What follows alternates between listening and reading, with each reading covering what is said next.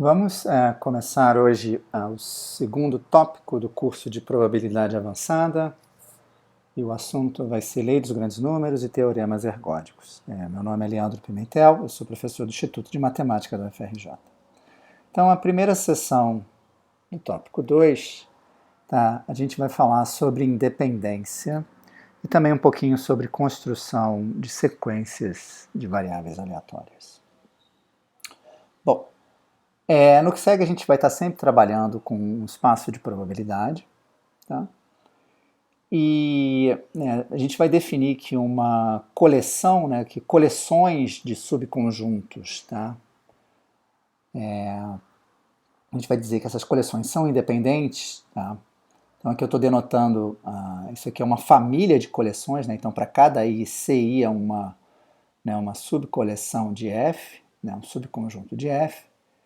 Tá? Então eu vou dizer que os CIs, são independentes, tá? Se para todo subconjunto finito, do meu conjunto de índices I, que a princípio pode ser arbitrário, tá? E para todo elemento na coleção CI, a probabilidade da interseção, para I pertencente a J de AI é dada pelo produto das probabilidades. Tá bom? Então, dessa forma, a gente diz que uma sequência, ou digamos assim, uma coleção de variáveis, ou até mesmo de elementos aleatórios, indexada por um conjunto I, tá? Uma coleção de elementos independentes, tá? Se a coleção formada pelas suas sigma-álgebras é uma coleção formada por subcoleções de F independentes. Tá? Então, verificar que por exemplo, uma dada coleção de variáveis aleatórias é independente, ou uma dada coleção de conjuntos é independente, muitas vezes pode ser complicado se essa sua coleção for muito grande. Tá? Então, o Teorema 1 ele vem para nos ajudar a verificar, a provar independência entre elementos aleatórios ou coleções de conjuntos, olhando para subcoleções ainda menores. Tá? Então, o Teorema 1, como a gente vai ver, ele decorre do Teorema Pilambda, e ele é uma ferramenta muito, muito poderosa para a gente usar nesse contexto. Tá? Então, ele diz o seguinte: se eu tiver uma família de subcoleções independentes, tá? onde cada CI é um pi-sistema para todo I, tá? Então, a sigma, a coleção formada pelas sigma-álgebras geradas por CI, indexada pelo mesmo I, também vai ser uma família de sigma-álgebras independentes. Tá? Então, muitas vezes eu, de antemão, vou ter uma coleção de sigma-álgebras, como, por exemplo, no caso de variáveis aleatórias, eu vou ter sigma de xi, tá?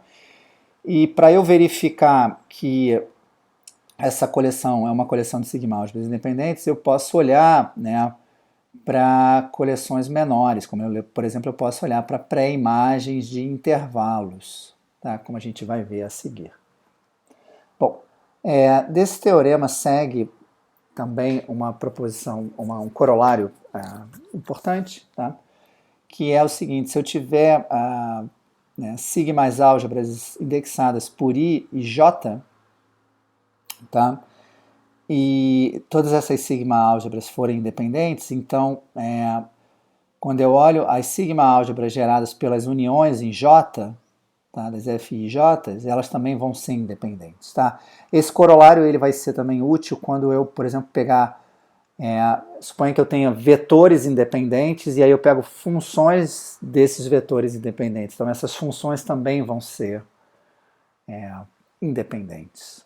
Tá? Vão formar novas variáveis aleatórias que também serão independentes. Tá? Então, vamos ver aqui a demonstração do Teorema 1. Então, para demonstrar o Teorema 1, eu primeiro vou usar esse leminha aqui, que é simplesmente uma observação, tá? Que, sem perda de generalidade, eu posso assumir que cada coleção CI contém o ômega. Tá? E nesse caso, é suficiente verificar que a probabilidade de A1 interseção com A2 até a N é igual à probabilidade, ao produto das probabilidades, tá? Onde cada I está em CI. Tá? Isso para eu não ter muito que me preocupar com a cara do conjunto de índices I, tá? Finito no caso. Tá bom? Bom, então vamos lá. Eu vou usar o teorema Pi-lambda, né? Então eu tenho que, né, olhar a propriedade que eu desejo demonstrar, definir uma coleção de conjuntos, né, através dessa propriedade, né? Eu vou definir então L, né, como sendo o conjunto dos elementos da minha sigma álgebra, tal que a probabilidade de A interseção com F é dada exatamente pelo produto, que é a propriedade que eu quero mostrar, né, que é a independência.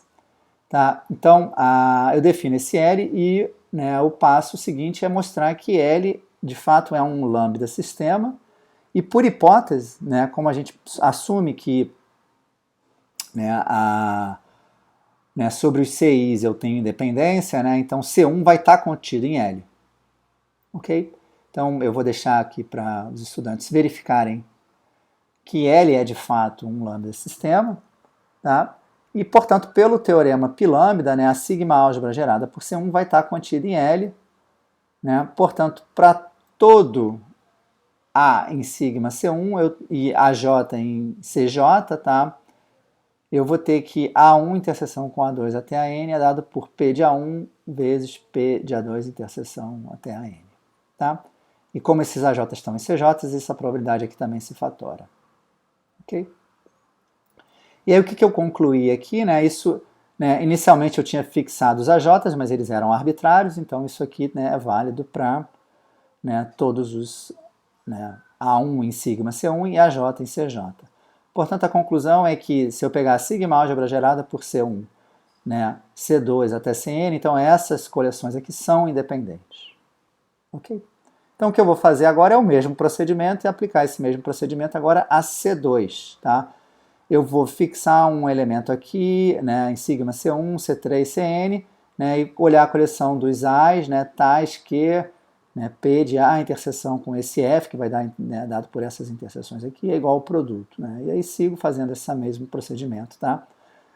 Né, de forma análoga, né, a gente vai verificar, né, que, né, sigma C1, sigma C2, C3, Cn são independentes, assim por diante, até a gente chegar em todas as, né, verificar, né, para todo, né, todos os 6 aqui, né, os sigmas de 6 aqui, tá bom? Então isso é a prova do teorema 1. Então, e aí, né, como corolário do teorema 1, né, a gente, né, eu vou usar, né, exatamente isso, né, então eu vou, né, definir a coleção de conjuntos CIs dados pelas interseções, né, de J igual a 1 até M dos AIJs, onde os AIJs pertencem aos FIJs, tá? Para J igual a 1 até M. Então, relativamente simples verificar que CI é um pi-sistema e que CI contém a união dos FIJs, né? Exatamente porque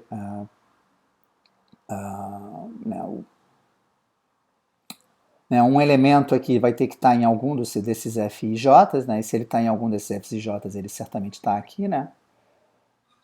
E né, pela proposição 1, eu vou ter que né, os sigma de CI também vão ser independentes e também é relativamente simples verificar que a sigma álgebra gerada por CI também vai ser igual a sigma álgebra gerada pela união dos FJs. Tá? Então isso aqui também eu deixo para os estudantes verificarem e pela proposição 1, ou desculpa, pelo teorema 1, né, que está escrito errado, eu tenho que os sigmas de CI, né, que vai ser sigma dessas uniões, também são independentes. Tá? Bom, e aí aplicando, né, o teorema 1 e o corolário 1, né, primeiro o teorema 1 a gente tem, né, que para que vetores, né, ou variáveis sejam independentes, né, é suficiente necessário que a sua função de distribuição se fatore como produto das marginais. Tá? E o terceiro, né, que se eu tiver, né, arranjos, né, aqui digamos de variáveis aleatórias, né, independentes, né, e cada FI, né, forem funções mensuráveis aqui, né, e aí eu defino essa nova variável aleatória FI de xi1 até ximi, tá? Então essas variáveis também vão ser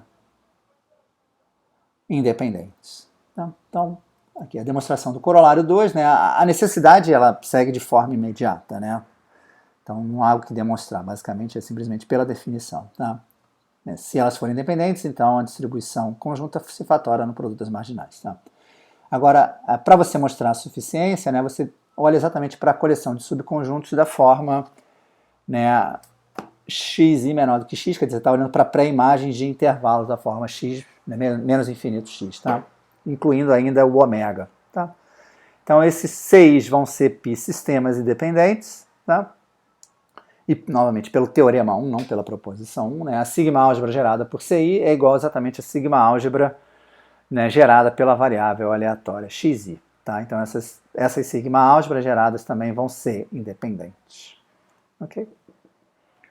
E o corolário 2, né, simplesmente você vê, né, que as funções fi de xi 1 até xmi, né, elas são sigma, né, são mensuráveis com respeito à sigma-álgebra gerada pela união das FIJs. Tá? Então, pelo teorema 1, também a gente tem que as FIs serão independentes. Okay. Bom, e aí, para a gente encerrar, né, essa parte, tá? A gente aqui tem o teorema 2, que é um teorema muito importante na hora da gente fazer contas, né, calcular valores esperados, calcular momentos, né, seja lá o que a gente queira calcular em termos de esperança, tá? É esse teorema aqui, né? Suponha que eu tenha variáveis x1 até xd, né, independentes, né, e eu tenha uma função h mensurável de RD em R, né, e que ela seja integrável ou não negativa, tá? Então, quando eu quero calcular, né, o valor esperado de h de x1 até xd, isso aqui vai ser simplesmente dado, né, pela, né, integral múltipla aqui, tá, da função h de x1 até x2, dpx1 até dpxd, né, onde dpx aqui é a lei de probabilidade, né, em R da variável x1. Tá? E segue como, né, uma consequência imediata dessa fórmula, né, que se h tiver, né, a cara do produto, né, então o valor esperado da h de x1 até xd é simplesmente o produto das integrais de h de x e dpx. Tá? Então esse teorema aqui ele segue, né, simplesmente a gente olhando, né, quando a gente olha para, a gente vai usar aqui Fubini, né, e, né, mudança de variáveis, né, porque, né, você sabe, né, de antemão que cada xi tem lei mi, né, dado por p de xi, né? Então, o vetor x1 até xd, né, pelo que a gente viu, né, como são independentes, a lei dele vai ser dada exatamente pela lei do produto, né, de μ1 até μd. Tá?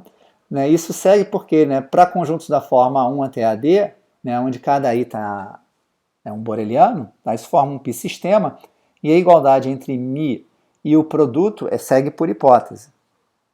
Correto? Se eu for calcular μ, né, de A1 cartesiano com AD até AD, né, isso aqui dá exatamente, né, μ1 de A1 até μd, porque, né, simplesmente, né, P de x1 está em A1, P de x2 está em A2, assim até P de xd está em AD. Isso dá o produto, né, que dá exatamente a medida produto. Né? Então, como tanto essa medida quanto essa são iguais, né, nesse π-sistema, né, e esse π-sistema gera os borelianos d-dimensionais, né, eu tenho que, né, essas duas medidas têm que ser iguais, né, na sigma-álgebra BD. Tá bom? E aí, né, a continuação da prova segue, né, usando o teorema de mudanças de variáveis, né, que eu sei que aquela esperança de h do vetor vai ser dado pela integral em RD, né, de h de xi, né, de μ, né, e como μ é a medida produto, né, simplesmente pelo teorema de Fubini eu vou ter essas integrais inteiradas aí para calcular. Tá bom? Então aqui a gente encerra a primeira sessão, quer dizer, o primeiro bloco da sessão 2.1 né, do tópico 2 do curso de probabilidade avançada.